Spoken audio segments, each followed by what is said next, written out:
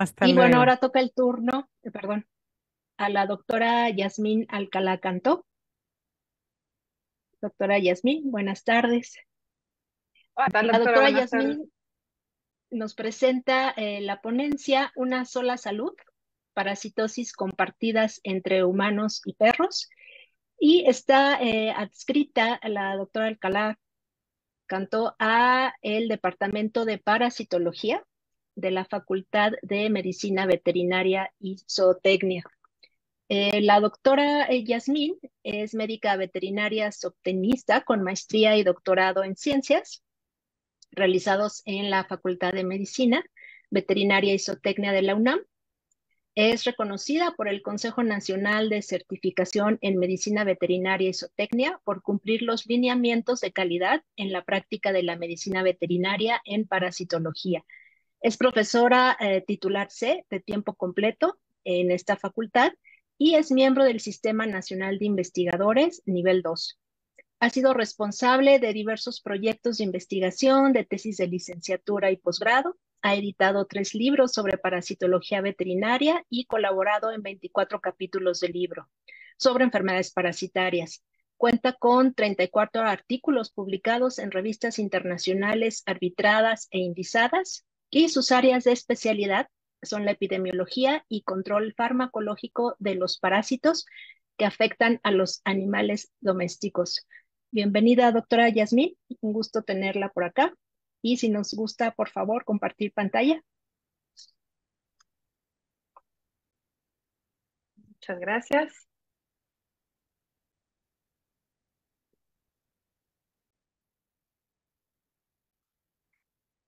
Gracias, ¿qué tal? Buenas tardes. Muchas gracias por estar aquí.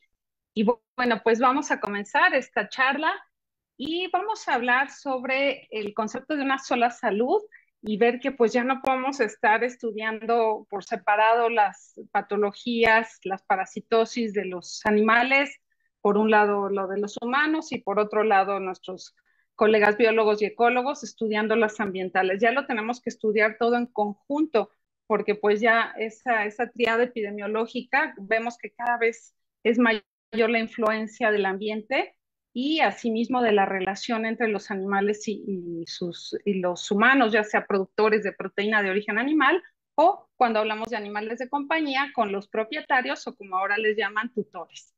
Vemos esta cita que saqué de algún lugar, no les voy a decir de dónde, pero la leemos así reflexionándolo, que estamos, ¿con qué se está enfrentando alguien? Un organismo perfecto, con una perfección estructural, pero hostil.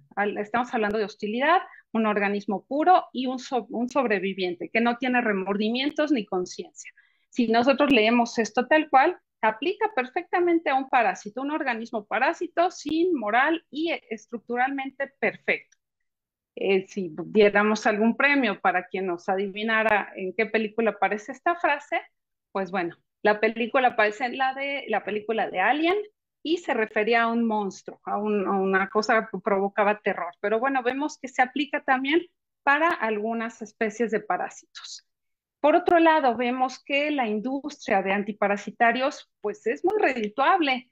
Al menos en medicina veterinaria vemos que prácticamente 1 de cada 4 medicamentos que se venden o biológicos para uso en animales es un antiparasitario. Es decir, 23% de los fármacos que se usan en medicina veterinaria y biológicos, incluyendo a las vacunas y bacterinas, 1 de cada 4 hablamos de un parasiticida. Entonces, pues son organismos que han llamado la atención de la industria farmacéutica. Hay muchísimos intentos de vacunas, algunos exitosos, otros que, bueno, no se han podido tener resultados concluyentes. Entonces, pues sí, francamente, vemos que los antiparasitarios es un negociazo.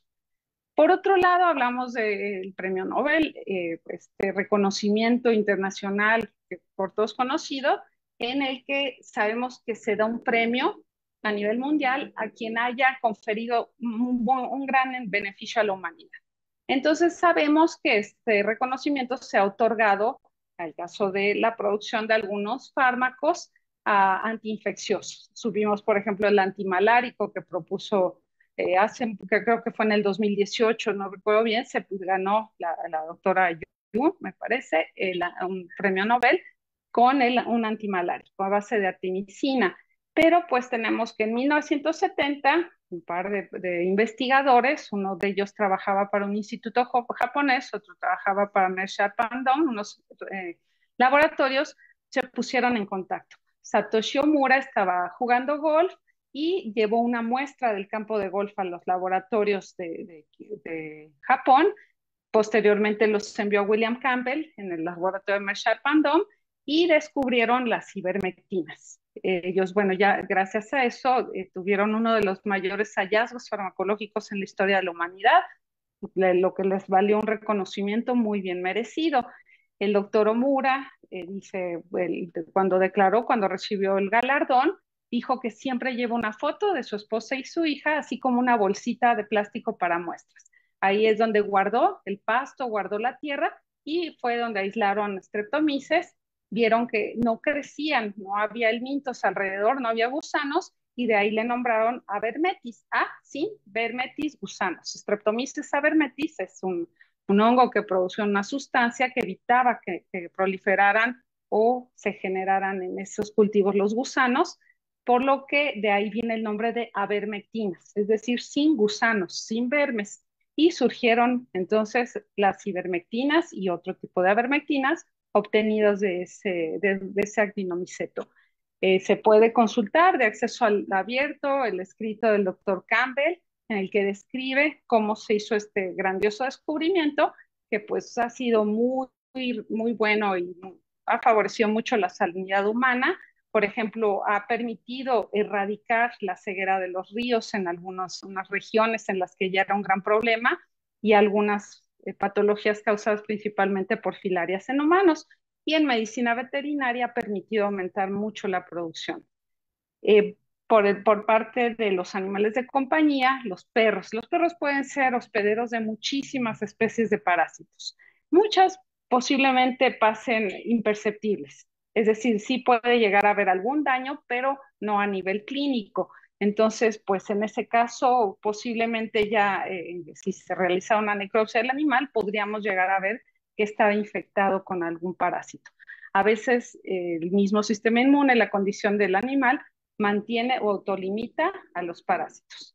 Sin embargo, el parasitismo pues no es un mutualismo, no es un comensalismo, debe haber cierto daño directo como consumo de recursos, daño tisular, daño indirecto a través de la inmunomodulación. De nada sirve estar vacunando a un animal si está parasitado, si el animal está completamente lleno de gusanos intestinales y nosotros lo vacunamos contra parvo, rabia, leptospira, lo que nosotros le apliquemos de biológico, su sistema inmune va a responder, pero no va a ser tan eficaz y no va a ser una protección confiable. Es decir, el minto en este caso está inmunomodulando y está produciendo una respuesta posiblemente adversa o contraria a la que nosotros deseamos. Nosotros si queremos proteger a un perro contra un virus, por ejemplo, un organismo intracelular, pues tenemos que favorecer una respuesta tipo TH1, una respuesta proinflamatoria, pero si por ahí hay un helminto en el intestino hace una inmunomodulación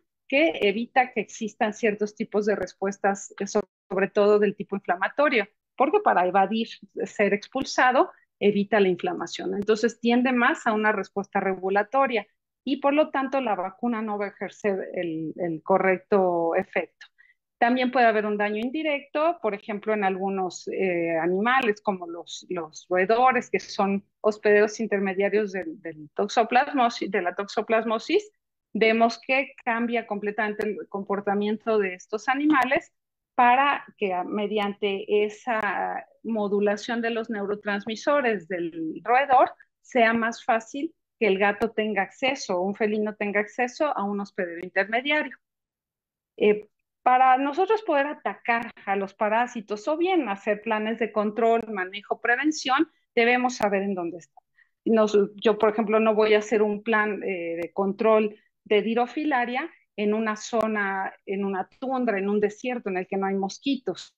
Entonces debemos saber en dónde encontramos las parasitosis y ya de acuerdo con donde los tenemos localizadas, frecuencias o prevalencias, vamos a comenzar planes o programas de medicina preventiva. Para ello, afortunadamente, gracias a un proyecto PAPIT, que pues tuve autorizado este proyecto, afortunadamente lo digo, pero por otro lado se atravesó lo del confinamiento sanitario, no me fue posible hacer todo lo que tenía deseado y pues me hubiera gustado que quedara más completo este proyecto. Se revisó la literatura para buscar registros de parásitos de perros en México y se llevó a cabo trabajo de campo. Justamente se atravesó el 2020, se pudieron hacer muestreos, pero en otras ocasiones la mayoría no tuvimos acceso a domicilios de las personas o a los consultorios y hospitales veterinarios para poder tomar muchas más muestras. Consultamos bitácoras de laboratorios, informes de servicio social, modalidades de titulación como tesis, trabajo profesional, memorias de congresos, hallazgos en proyectos, charlas o artículos de divulgación, informes de labores, tesinas, todo tipo de documentos a los que tuvimos acceso, sacamos los registros y bueno, principalmente artículos, de preferencia arbitrados, pero también tomamos en cuenta muchísimo los de divulgación. Se hicieron muestreos de campo por localidad, se determinó el clima, la edad de los perros, se dividieron en cachorros y adultos, tomamos la raza, el tipo de alojamiento, es decir, si eran perros asilvestrados o ferales, si eran perros que vivían en un domicilio o si eran estos perros que a veces tiene la gente afuera de casa, no los mete a casa, pero están deambulando y están cazando por ahí, defecando por afuera. Entonces, todo eso lo clasificamos junto con la estación del año y se le asignó un número de caso en una bitácora. Se obtuvieron 5.186 registros en las 32 entidades. Se vio que, por ejemplo, de esos registros, más o menos 3.000 eran perros domiciliados, 1.300 completamente asilvestrados, lo que se llamaba antes perro callejero. Por tipo de clima, pues estuvo muy parejo ahí, en los tres tipos de ecorregiones que consideramos en México. 1.800 eran de raza, bueno, no pura como tal, pero podríamos decir es un bulldog, es un rottweiler, y pues aproximadamente 2.380 perros criollos. Por estación del año, la mayoría de los registros se obtuvieron en el verano.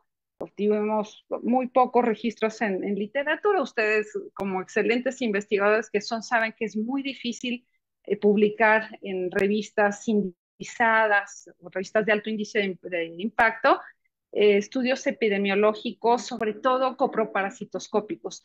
Y ciertamente estudios con epidemiología molecular pueden ser publicables rápidamente, pero cuando nosotros hacemos a nivel de campo una flotación con un microscopio que tiene 4 horas de batería de respaldo, unos vasos de estos que se utilizan de plástico, un paquete de sal, lo hacemos a nivel de campo, pues tenemos que escribir un manuscrito de una técnica coproparasitoscópica hecha en el campo, porque así es como ustedes vean 1.870 municipios, no todos fueron en un lugar con un laboratorio equipado, una centrífuga o un termociclador para hacer una identificación por PCR. Lo tuvimos que hacer con un copro. Enviamos el manuscrito y pues hasta risa les da a veces a los editores de que, por Dios, yo cómo voy a publicar esto junto o después del artículo de inmunoproteómica. Entonces, difícilmente se pueden publicar estos hallazgos, lo cual es lamentable porque sustentan programas de control. Tenemos que muy parejo los sexos entre machos y hembras, muchas veces no se pudo determinar porque se sacaron de la literatura y no venía el sexo del perro. También la mayoría de los animales eran adultos de más de un año, muchos no fueron disponibles y todo esto está disponible en un sitio web de libre acceso en el que ustedes pueden, por ejemplo, ahí buscar Toxocara canis y en Aguascalientes. Y les va a decir cuántos registros encontramos de Toxocara canis en Aguascalientes. Y bueno, aquí fueron mis colaboradores. Lamentablemente, uno de ellos, pues ya a partir del confinamiento sanitario, de la pandemia, ya no tuvimos acceso a él, no supimos y lo único que pedimos que si alguna vez escucha una de estas charlas o sabe, pues se ponga en contacto, Carlos, porque no sabemos y nos gustaría mucho saber que esté bien. Entonces no pierdo oportunidad de hacer mi anuncio y ver para volver a tener contacto con un alumno que ya había concluido incluso su tesis y estaba en espera de las observaciones del jurado. Hicimos una georreferenciación y ahí pudimos ya geolocalizar estos puntos. Fue en el Instituto de Geofísica que nos hicieron favor de prestar el software ArcGIS. Pues no, ni con todo el dinero que me aprobaron en el proyecto podía yo comprar una licencia. Y pues nuevamente, ¿no? Por el hecho de que estuvo cerrada la UNAM, tuvimos que hacerlo pues por nematodos, por cestos, nos hubiera gustado hacerlo incluso por género.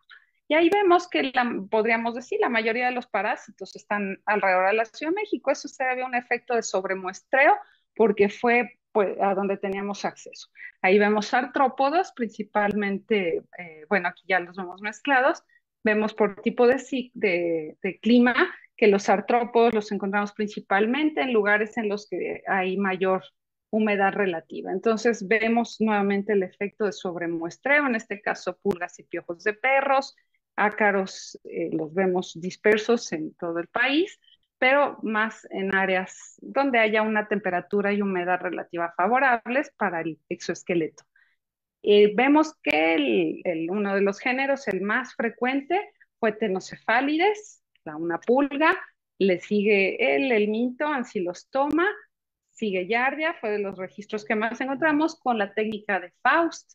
No hicimos SNAP, no llevamos un kit inmunológico, nos hubiera gustado mucho hacerlo, pero pues al menos con la concentración fecal con una centrífuga pudimos diagnosticar Yardia. Después tenemos Toxocara y bueno, Cryptosporidium también con una técnica, una tinción, no fue molecular, fue la técnica de Quin-Yun, ácido alcohol. Encontramos también muchos registros de Cryptosporidium, garrapatas de perro, incluso en la Ciudad de México algunos hallazgos y pues por supuesto ácaros productores de sal. La helminthiasis. Vemos, por ejemplo, que Ancylostoma, Dipilidium, Toxocara, que son 3 parásitos zoonóticos. Estos parásitos los encontramos en una tesis en el 2009 y pues prácticamente 4 de cada 5 perros estaban infectados con estos helmintos zoonóticos. Nos llama la atención, casi 50% de los perros Ancylostoma, un parásito, un helminto sumamente exitoso. Toxocara, uno de los más encontrados y con potencial de infectar al humano, un parásito de importancia en salud pública. Vemos que principalmente afecta a los cachorros, pero eso no descarta que estén los perros adultos. El adulto no excreta el huevo con tanta frecuencia como un cachorro, pero sí puede estar dentro de un granuloma, dentro de un estadio de hipobiosis dentro de los tejidos de los adultos. Es un helminto de tamaño que cuando hay una infección masiva, una sobrecarga de ingestión de fases infectantes, este helminto tiene la capacidad de provocar obstrucción del intestino. La fase infectante, después de muchísimo debate, ya se llegó a la conclusión que es un huevo larvado, cual se puede transmitir por ingestión directa del huevo larvado en alimento contaminado, en pasto, se puede ingerir también se puede pasar por vía transplacentaria, por la vía lactogénica a partir del consumo de leche de la madre o por hospederos paraténicos, roedores, ranas, pájaros y bueno, ya incluso se ha documentado, lo hemos observado en el laboratorio, que los perros que tienen esa costumbre de coprofagia pueden llegar también se observan en sus excretas huevos de Toxocara. Curiosamente, hemos encontrado también muchísimos huevos de Toxocara canis, de la especie del perro, en gatos. Y esto se debe a que pues hay huevos en el ambiente, hay fases infectantes que a veces a través de esas actividades de coprofagia son ingeridos por algún otro hospedero que no es el habitual y salen en las heces. Los llamamos entonces huevos espurios, es decir, fueron nada más de paso, pero ya se han encontrado cada vez más frecuentemente, sobre todo gatos infectados no infectados, sino gatos que excretan Toxocara canis como huevos espurios. El huevo tiene que larvarse en el ambiente, no es inmediatamente infectante, tiene que pasar por huevo con larva 1, huevo con larva 2, huevo con larva 3. La larva permanece siempre dentro de las membranas del huevo.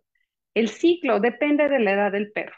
En general, el huevo con larva 2, con larva 3 es ingerido, se libera la larva gracias a todas las secreciones gastrointestinales, sale en el intestino y ahí ya por vía principalmente linfática llega al hígado, al corazón y a los pulmones, todo a través de vías linfáticas.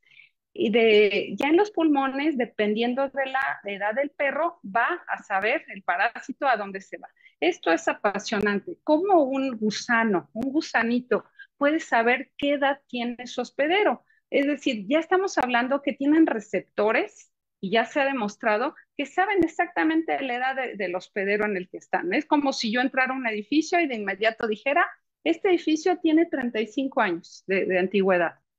O este edificio, no, este pues debe tener 120 años. Es decir, ya el parásito tiene receptores que le permiten detectar algunas moléculas que le indican qué edad tiene su hospedero.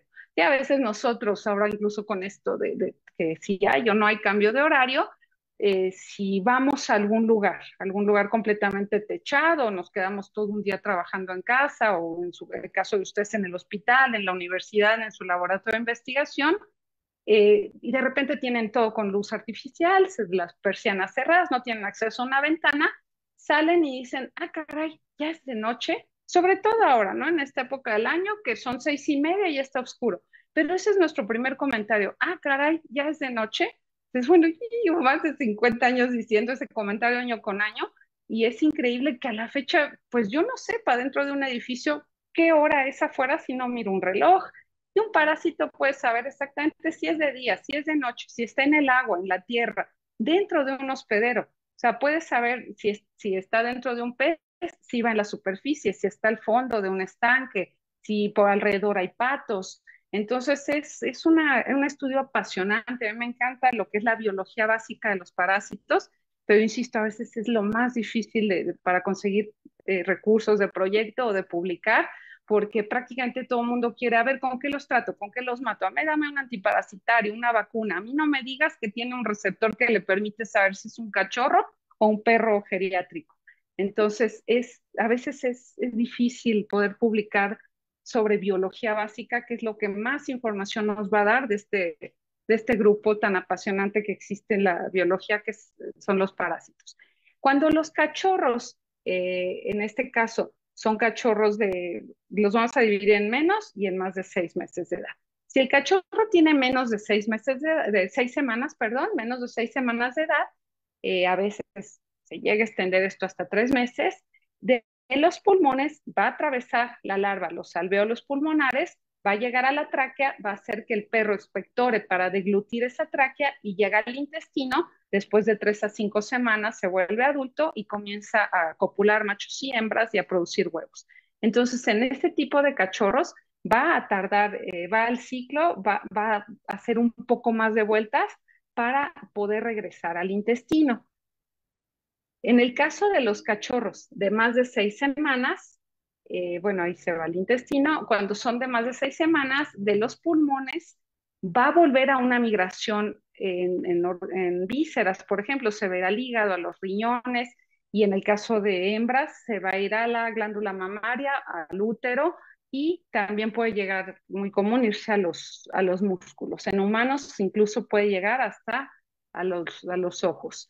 En el caso de las perras gestantes, estas larvas saben que hay gestación porque tiene receptores que les permiten detectar niveles de estrógenos, prolactina, también pueden detectar progesterona, corticosteroides. Entonces saben exactamente que una perra está gestante porque empiezan a medir esos receptores, sus niveles principalmente de progesterona y prolactina, y sabe en qué etapa de la gestación está. En este caso, la larva de toxocara se va a ir a esconder a varios órganos, entre ellos, por ejemplo, el útero y las glándulas mamarias, y va a esperar más o menos alrededor del día 42 de la gestación para despertar, para reactivarse de esa dormancia, empieza a seguir su desarrollo hacia larva 4, 5, adulto, y es el momento en que también va a poder infectar a los cachorros.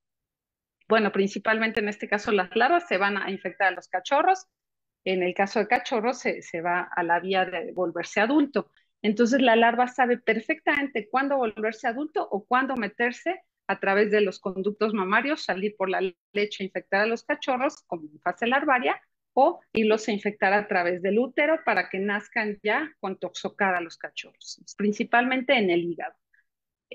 Bueno, también hablamos de los hospederos paraténicos o accidentales, entre ellos entre el humano, porque posiblemente ya tenemos aproximadamente 13.000 años conviviendo con el perro como especie doméstica, pero antes, pues los perros, los cánidos nos cazaban. Posiblemente en ese entonces fue cuando el humano entró en el ciclo, no es una especulación por completo, no hay nada concluyente, pero el humano puede ser hospedero paraténico o accidental y nuevamente como la larva sabe que no es un cachorro de menos de 6 semanas, sabe que no va a seguir su ciclo hacia el intestino, se queda dentro de granulomas en los tejidos, en este caso esperando que llegue un cánido a comerse esos tejidos, ¿no? En el caso de un ratón, un pájaro, una rana, pues es muy común, y pues en humanos serían casos de ataques por cánidos o hablando de hace miles de años cuando el humano era parte de la dieta de los cánidos. Entonces, gracias a eso quedan los granulomas con las larvas de toxocara en el humano y se le llama larva migrans visceral, que puede llegar a la cámara ocular y confundirse incluso con casos de retinoblastoma. Con respecto a la patogenia y lesiones que provocan los perros, puede ser una obstrucción intestinal, tiene una acción exfoliadora, pero el principal daño que se produce es por esas migraciones larvarias. Las larvas causan una reacción inflamatoria que llega a provocar pues ya algunas incluso hepatitis eosinofílicas en los animales. Otro, el minto zoonótico, Ancylostoma caninum, ancilostoma es pequeñito, un gusano intestinal, es de un huésped nada más, de un hospedero, pero pues tiene también sus hospederos accidentales, entre ellos el humano. Es un helminto zoonótico, es hematófago voraz, se alimenta y requiere forzosamente de sangre. Por eso lo vemos que tiene placas dentales, hay unos dientes potentes con los cuales rompe el vaso sanguíneo en el intestino de los cánidos y se alimenta de sangre. En las necropsias lo que vemos entonces son muchísimas hemorragias intestinales con una consecuente pérdida de sangre que en caso de cachorros puede llegar a provocar anemia. El ciclo el huevo sale en las excretas, se larva en el ambiente, en este caso la larva sí sale del huevo, a diferencia de toxocara, se forma larva 1, larva 2, larva 3, que es la fase infectante que va a ser ingerida por un animal cuando va y está comiendo tierra o pasto con larvas de ancilostoma. O bien esta larva es capaz de penetrar la piel y por ahí puede ingresar también a su hospedero. En este caso quiere un perro, pero si por ahí hay una persona descalza y hay larvas de ancilostoma, va a penetrar también a ese hospedero. Entonces, bueno, de ahí viene su potencial de zoonosis o relevancia en salud pública. La infección puede ser por vía oral, entonces se ingiere la larva 3, llega directamente al intestino y ahí se forman hasta adultos, macho y hembra. También puede haber una infección percutánea, en este caso penetra a través de la piel y por vía linfática nuevamente hace una migración por varios órganos hasta llegar nuevamente al intestino a través de una deglución, como vimos en el caso de cachorros con toxoplasma. Y nuevamente se transmite por vía lactogénica o por placenta a los cachorros. Entonces, estamos viendo que tanto toxocara como ancilostoma tienen el potencial de infectar a los cachorros. Lo que nosotros queremos evitar es que sigan naciendo perritos y perritos infectados con estos helmintos que son potencialmente zoonóticos y considerando la costumbre que tienen los niños de pues abrazar un perro, de ir y tomar el pelaje del perro, no lavarse las manos, después ir a comer, llevarlo al parque y si ve que el perro rueda en el pasto, el niño va a tratar de hacer lo mismo. Entonces, nos preocupan principalmente en este caso, los niños, las personas inmunocomprometidas que pudieran adquirir estas parasitosis. Ancilostoma tiene una capacidad de succionar 40 microlitros de sangre por día por gusano. Y también tiene acción exfoliadora y tóxica principalmente porque produce anticoagulantes y colagenasas cuando se alimenta. En los cachorros se puede llegar a meter por la vía cutánea, bueno, los perros en general, y provocar una dermatitis interdigital. Y en los humanos provoca la larva migrans cutánea cuando penetra, sobre todo en pisos, le gustan mucho los suelos arenosos, por lo que es endémica, la encontramos en el muestreo que hicimos en lugares, por ejemplo, en playas, pero en playas por las palapas, es decir, donde había sombra. Si está ahí a la orilla del mar y está la radiación solar muy potente, la misma radiación solar mata a las larvas de angiosperma, pero si está por ahí la palapa y está la sombra, echan por ahí el agua que les queda de lavar los trastes después de comer ahí junto a la palapa, por ahí hace que el perro se queda alrededor de 12 días, a veces hasta 20, el huevo, puede llegar a producirse la larva infectante. Es autolimitante, sin embargo, pues sí llega a ser molesta. Otras enfermedades zoonóticas muy relevantes son las causadas por pulgas, la sifonapterosis. Las pulgas son muy generalistas, o sea, si les da igual si es un perro, un gato, un humano, gallina, paloma, se van a alimentar de sangre de lo que encuentren, a diferencia de los piojos que son muy específicos. Entonces, bueno, generalmente los encontramos en perros, gatos, entre otros. En México, la especie más frecuente, la que más se ha documentado, es Tenocefalides felis en perros. Y bueno, en gatos, obviamente. Aquí pues, lo importante es que cuando vemos un perro, un gato infestados con pulgas, únicamente estamos viendo el 5% de la población. El 95% restante están en el ambiente. Entonces son parásitos de nido, pero bueno, también los vamos a encontrar sobre el hospedero. Eso nos da cierta ventaja porque podemos hacer el control en el hospedero, a diferencia, por ejemplo, de una chinche, ¿no? Una chinche es un parásito de hábitat. Entonces es difícil el control, incluso una garrapata blanda como Tobius, Argas, un coruco, son parásitos de hábitat. Entonces se van al animal, se alimentan y se retiran a su hábitat. Es muy difícil el control de ese tipo de parásitos. En cambio, cuando hay infestación sobre el animal, como piojos, garrapatas, pulgas, es mucho más fácil controlarlo porque podemos hacerlo sobre el hospedero.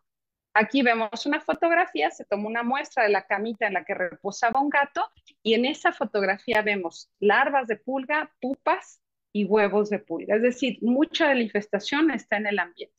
Es principalmente la acción, succionan sangre, irritan, la saliva es altamente alergénica y lo más peligroso de las pulgas es la transmisión de patógenos.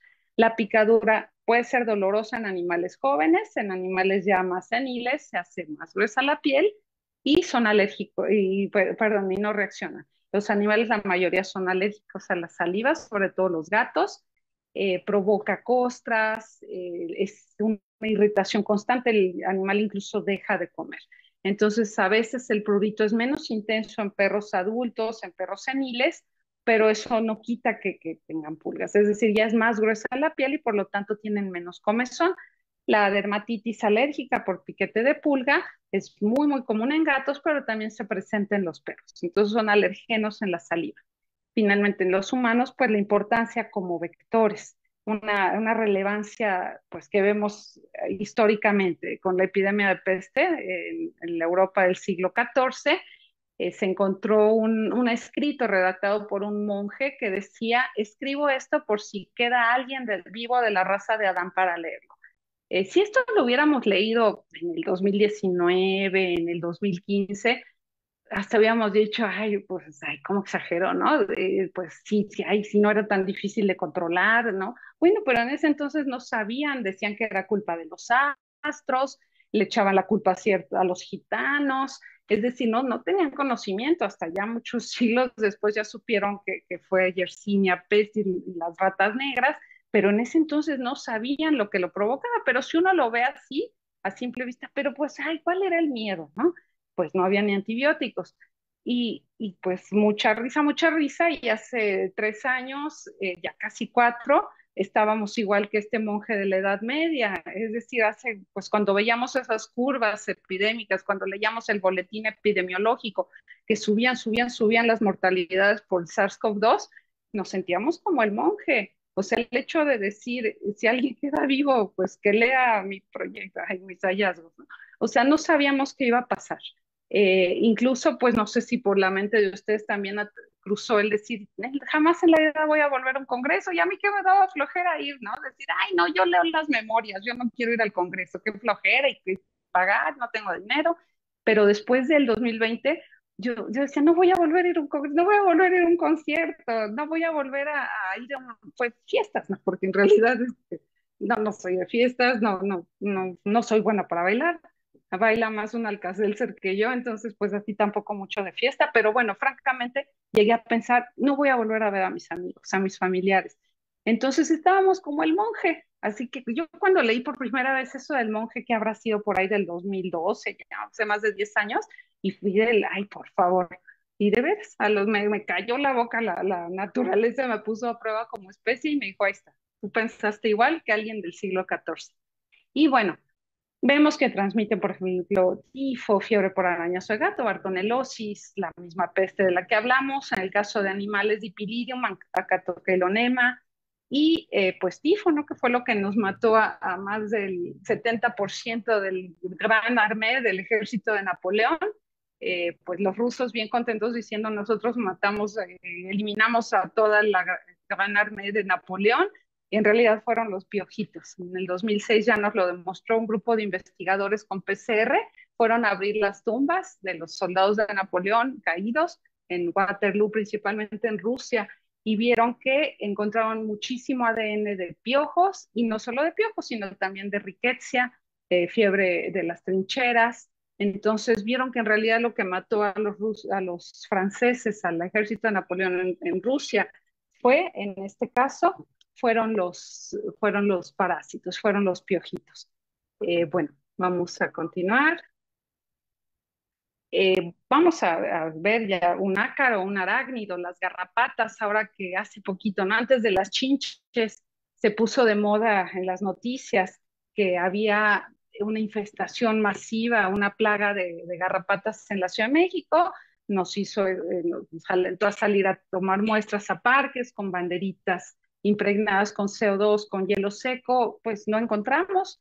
Encontramos unas poquillas ninfas, pero que no correspondían principal a ripicéfalos sanguíneos, algunas transportadas de Morelos, pero no habían sobrevivido. Es decir, encontramos algunas muertas, pero ya luego vino las chinches y ya se olvidan de las garrapatas. Sin embargo, no hay que denostarlo ni decir, ay, no hay riesgo, no, para nada. Es muchísima la movilidad que tenemos.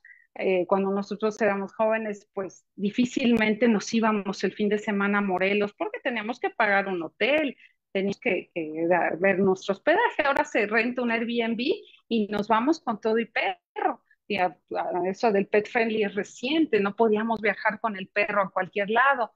Ahora ya es lo más común del mundo, y por lo tanto ya estamos transportando los parásitos con nuestros animales de compañía, y por lo tanto ya se están trayendo muchísimas de estas garrapatas de lugares con climas mucho más cálidos y menores altitudes que la nuestra, y son muy adaptables.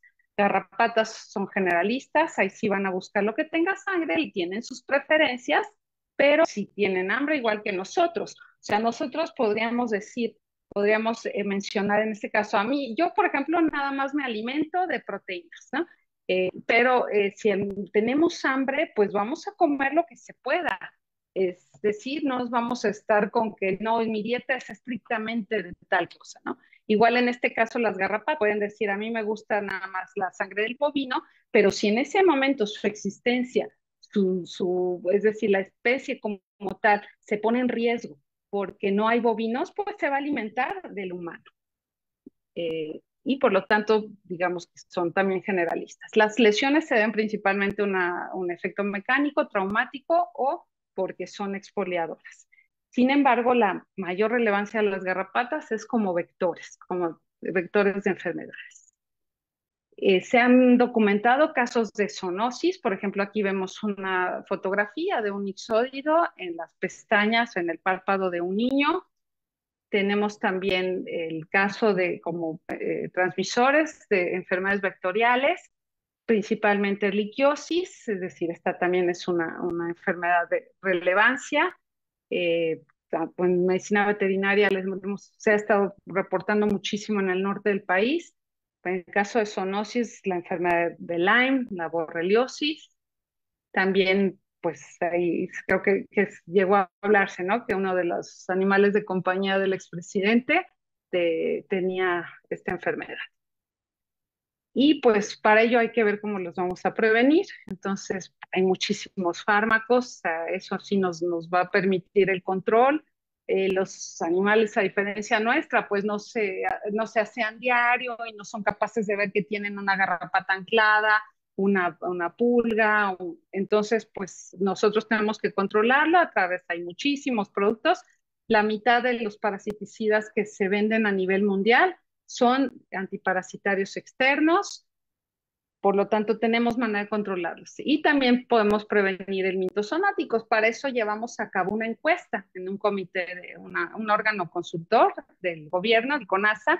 Se hizo una encuesta con médicos veterinarios, se muestrearon, aquí tengo el resultado, se hizo bueno, al 99% del cálculo de tamaño de muestra, pero tuvimos la oportunidad de juntar 731 encuestas de todo el país. Y se les hicieron preguntas en general, sexo, años de ejercicio profesional, si pertenece a asociaciones, está sobre certificado, si platica con sus clientes de las enfermedades zoonóticas, de las enfermedades de importancia en salud pública, si les informa que un perro puede transmitir enfermedades al humano. Todo esto se les preguntó, si desparasitan hembras gestantes, lactantes, cachorros, si llevan a cabo análisis coproparasitoscópicos.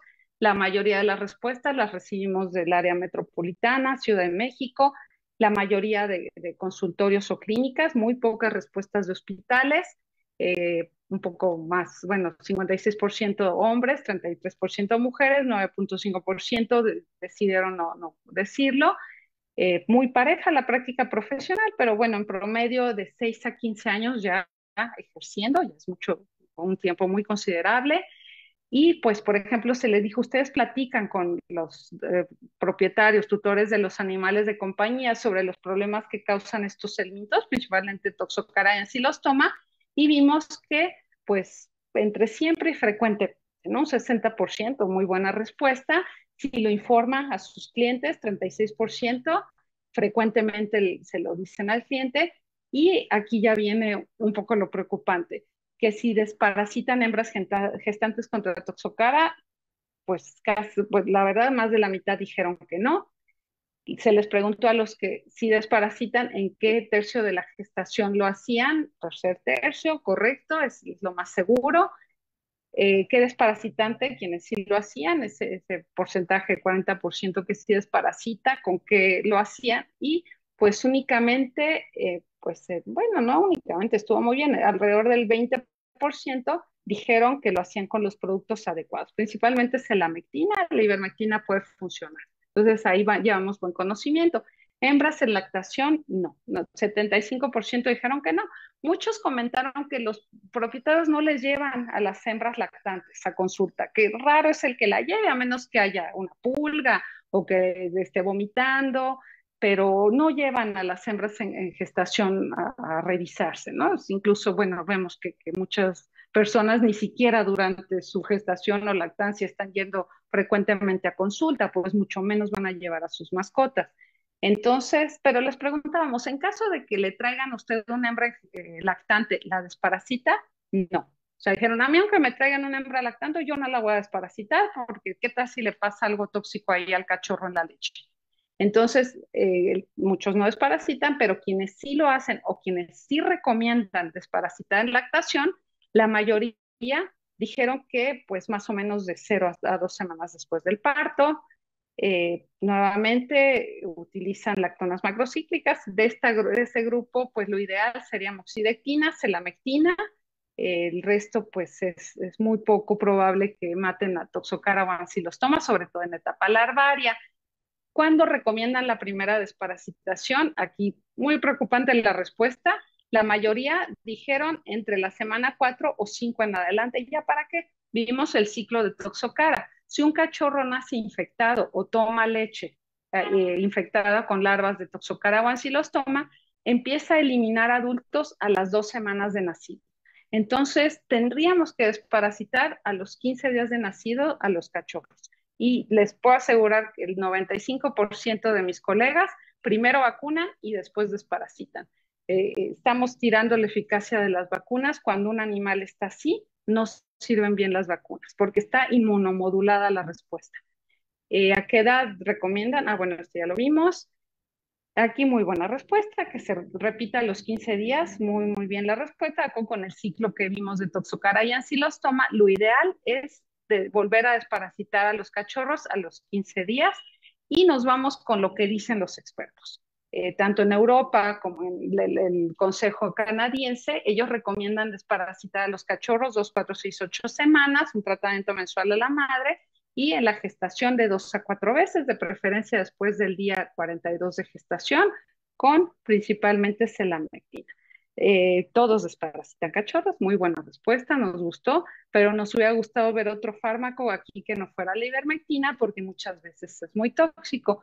Y si recomiendan realizar un copro, casi mitad y mitad, pues dicen que no lo pagan las personas, pero les dijimos, ¿usted lo recomienda? No, porque si yo hago un copro, pues si sale negativo no van a querer que desparasite y yo cobro 250 pesos una desparasitación, por ejemplo.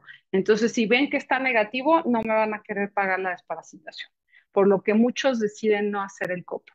Y se puede hacer con cualquier técnica, ya sea concentradora o no concentradora, o que use gravedad o no gravedad, es decir, con centrífugo, ¿no? Para detectar huevos del mintos en perros. Son muy sencillas, prácticas, económicas. Y a los adultos, esto sí, cada quien respondió como quiso, la mayoría cada 6 meses, otros cada 3 meses, otros, hubo muy poquitos, muy poquitos que dijeron que de acuerdo como lo hacen los lineamientos internacionales que vimos hace un momento. Y también me gustó la respuesta de que solamente cuando es positivo el análisis coproparasitoscópico hay que desparasitar. Eso es lo que dicen los cánones. Y bueno, los perros, como todos los que tenemos nosotros, de poco riesgo, con 2 años, perdón, 2 veces al año se puede desparasitar. Los que tienen ya mayor riesgo salen al exterior, están comiendo pasto, cazando, hasta 4 veces al año. Con esto evitamos enfermedades zoonóticas, perros de alto riesgo porque están cazando, comiendo todo tipo de hospederos intermediarios, se meten areneros en los que juegan los niños. A eso sí hay que tratarlos de 4 a 12 veces al año. ¿Por qué? Precisamente para evitar enfermedades zoonóticas. En el caso, por ejemplo, de vacas, cabras, borregos, si nosotros no consideramos que esté una alta carga, es decir, cuantificamos en el copro, decimos, tiene tantos huevos por gramos de heces, nosotros decimos, sí merece desparasitar o no requiere desparasitar en caso de ese tipo de animales, pero en el caso de perros y gatos, con un solo huevo que encontremos hay que desparasitar. ¿Por qué? Por el potencial zoonótico. Y en caso de perros y gatos no contabilizamos. Con uno solo es sinónimo de desparasitación por el riesgo en la salud pública, a diferencia de otras especies de abasto. Y bueno, en México no se ha documentado Echinococcus multilocularis como para hacer un protocolo de desparasitación, no se ha encontrado. Finalmente, bueno, como conclusión, nuestros colegas no conocen las recomendaciones del SCAP, un gran alto porcentaje desparasita cachorros cuando ya le pueden transmitir algo a un niño, principalmente un paciente inmunocomprometido con quimioterapia, trasplante. El 57% no previenen las transmisiones lactogénicas o transplacentarias. ¿Sí? Pues concluyendo, insisto, no hay que manejarlo por separado, que el pediatra se haga cargo del niño, yo me hago cargo del perro y por ahí el biólogo que cuide la salud del ambiente. Es una sola salud, lo que le pase al perro va a afectar al humano, lo que le pase al humano va a afectar al ambiente. Y qué mejor ejemplo tuvimos que la pandemia, en la cual fue un desequilibrio ambiental lo que detonó todo, ¿no? El hecho de estar perturbando hábitats, el hecho de que ya los reservorios estén metiendo a zonas urbanas, que ya no existan depredadores de algunas especies que nos pueden transmitir patógenos. Entonces, ese desequilibrio ambiental, las perturbaciones de hábitat, son las que nos trajeron las pandemias, y si queremos prevenir pandemias a futuro, tenemos que actuar de la mano. Sin nada de que, la Facultad de Medicina está ahí enfrente, pero están alejados. No, ya hay que estar cerca, tenemos que colaborar.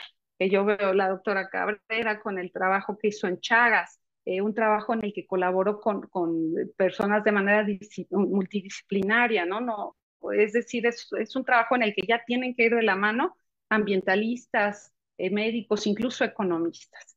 Y bueno, esa es por mi parte todo. Ahí está mi correo si alguien tuviera alguna duda que a veces por timidez no externamos en las charlas. Bueno, muchas gracias, doctora. Muchas gracias, doctora Yasmín. Muy interesante esto de una sola salud y sí va a resolver bastantes problemas, creo yo. Y siempre pues muy didácticas tus presentaciones. Felicidades. Muchas, Vamos a leer algunas preguntas, ya es un poco tarde también para no entretener a los asistentes y a los ponentes. También tienes varias felicitaciones y muy amena tu charla.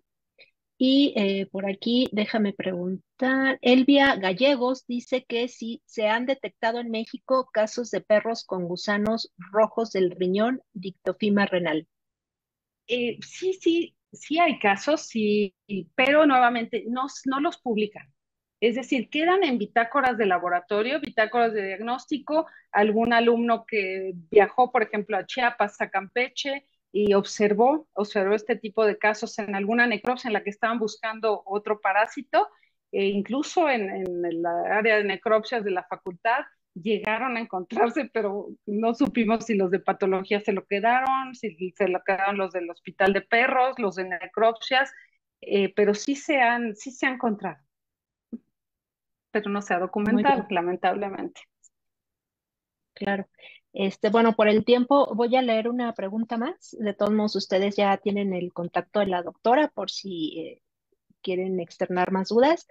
Y bueno, esta pregunta dice, ¿las chinches sí se pueden estar en los salones? Yo me imagino que sí pueden vivir en los salones. Bueno, pueden llegar transportadas, pero si en ese lugar no hay quien repose constantemente, es decir, que no esté durmiendo, no hay muebles a base de tela donde puedan esconderse y esperar que alguien llegue a dormir, ellas son completamente de alimentarse de hospederos en reposo. Entonces, si no hay huéspedes que constantemente estén durmiendo, se van a ir. O sea, no van a poder hacer nido, no van a encontrar su nicho. Es como nosotros. Si yo tengo muchísima hambre en este momento y voy a un restaurante y estoy, señorita, señorita, para que me atienda, no me atienden, me voy. Entonces las chinches pueden llegar, efectivamente pueden llegar a una aula, pero como no van a encontrar su fuente de alimentos, se van a ir. Las que encontramos en las aulas, o sea, ya en veterinaria, estaban completamente sus intestinos vacíos. Murieron de hambre. ¿Por qué? Porque pues serán muy aburridas nuestras clases, pero no duermen el tiempo suficiente los alumnos como para permitir que se alimenten ahí las chinches y que estén ellos moviéndose. Muy bien, muchas gracias, doctora Yasmín. Pues vamos a concluir dándote las gracias, por supuesto, de nuevo. Y te manda a decir también nuestra jefa de departamento, la doctora Margarita Cabrera. Doctora Alcalá, relevante ponencia. Gracias por este acercamiento al término Una sola salud. Necesitamos, y especialmente con parásitos causantes de síndromes de larvas migratorias y ectoparásitos. Gracias. Muy bien, pues agradecemos a nuestros ponentes, a todos los asistentes y bueno, con esto concluimos nuestro segundo simposio de parasitología y los invitamos a estar atentos en nuestras redes donde se publicarán próximos eventos relacionados con la investigación y la docencia en microbiología y parasitología. Muchas gracias y buenas noches a todos.